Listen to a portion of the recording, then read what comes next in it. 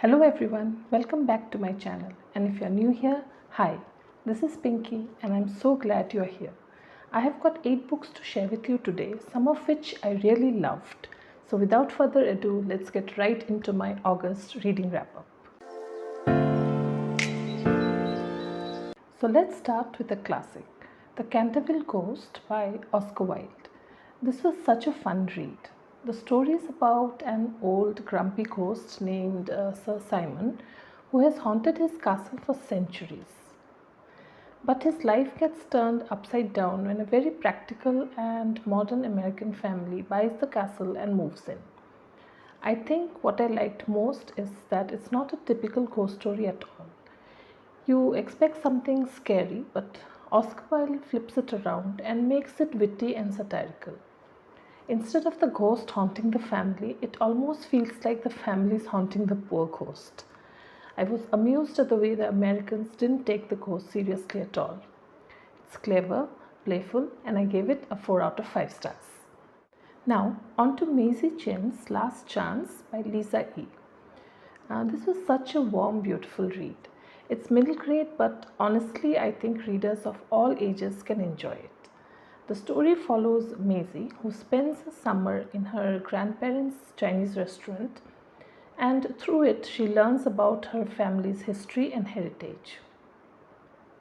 The story balances humor, food, and heart with some serious themes like racism and identity. The intergenerational bond between Maisie and her grandfather was really touching, and I loved how the story gracefully shifts between Maisie's current day life, filled with family dynamics, friendships, and a developing mystery, and the historical account of her great-great-grandfather Lucky and his journey. These historical chapters are not just backstory, they are vibrant, adventurous tales of courage and resilience in the face of immense prejudice. I gave it a 4 out of 5 stars. Next, I read I Came Upon a Lighthouse. This is a memoir about Shantanu Naidu's friendship with Ratan Tata. It's not dramatic or heavy. Instead, it's full of quiet, sincere moments. What stood out to me was how humble and kind Ratan Tata comes across and how their friendship felt genuine and sweet. There's this sense of learning and respect that flows throughout the whole book. It almost felt like sitting with two people and overhearing their conversations. If you enjoy real life stories that are heartfelt and simple, this one is definitely worth picking up. 4 stars for this one as well. Next up is the first book in the Bread Shop Mystery series, Kneaded to Death by Winnie Archer. It's a very solid start to this cozy mystery series, and I gave this one a 3.5 out of 5 stars. The protagonist, Ivy Culpepper, is a photographer who has returned to Santa Sofia. Her mother was killed in a hit-and-run accident a few months prior, and she has moved home with her pug Agatha to live with her father and brother Billy. And to deal with her own grief, she joins a baking class. Before she even finishes the first lesson, one of the students in the class is poisoned. Ivy gets involved in this investigation, and the mystery slowly unfolds from there. While I really enjoyed the characters, the small town setting, and the overall atmosphere, the mystery itself was fine, not mind-blowing. I'll definitely be continuing with the series, and I'm hoping that as the series goes on, the mysteries will become even more complex. Next, I read Never Lie by Frida McFadden. I did not read this book at all. Hear me out. Yes, it was fast-paced, and it definitely kept me turning the pages, but at the end I was disappointed. Neither did the big reveal make any sense to me, nor did I get why the book was named Never Lie. Anyway, let's move on to my next read, The Wild Robot by Peter Brown.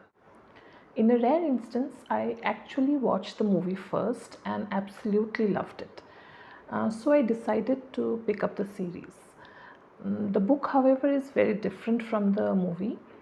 While the illustrations are lovely and the story is imaginative, I honestly liked the movie way better. The book was still a sweet read, but it didn't have the same emotional depth for me. I think it works beautifully for younger readers, but as an adult, the adaptation just hit me harder. I gave the book 3 stars, and I'm not sure whether I would pick up the next one.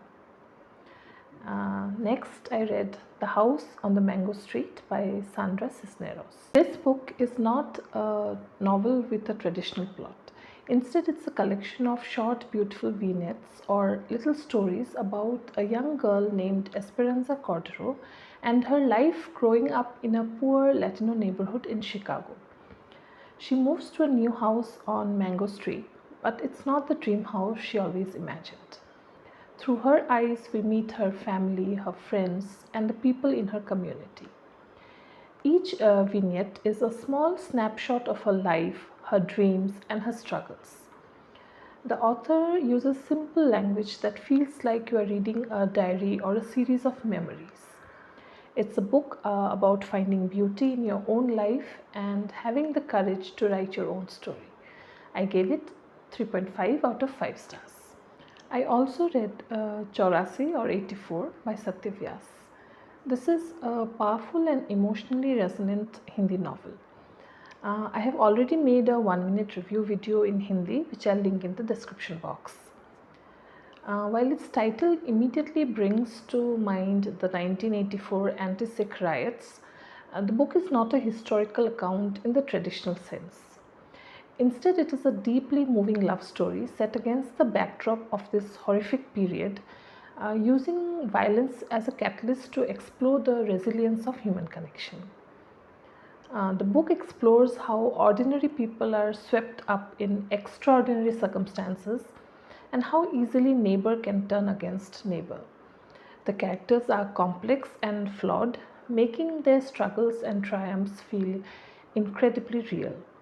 I gave it a 4 out of 5 stars. And that's a wrap on my August reading. How many books did you read in August? I would also love to know what your favorite read in August was. Or if you have read any of these books, let's chat in the comments. If you enjoyed this video, don't forget to like, share and subscribe for more bookish content. Until next time, happy reading and take care. Bye.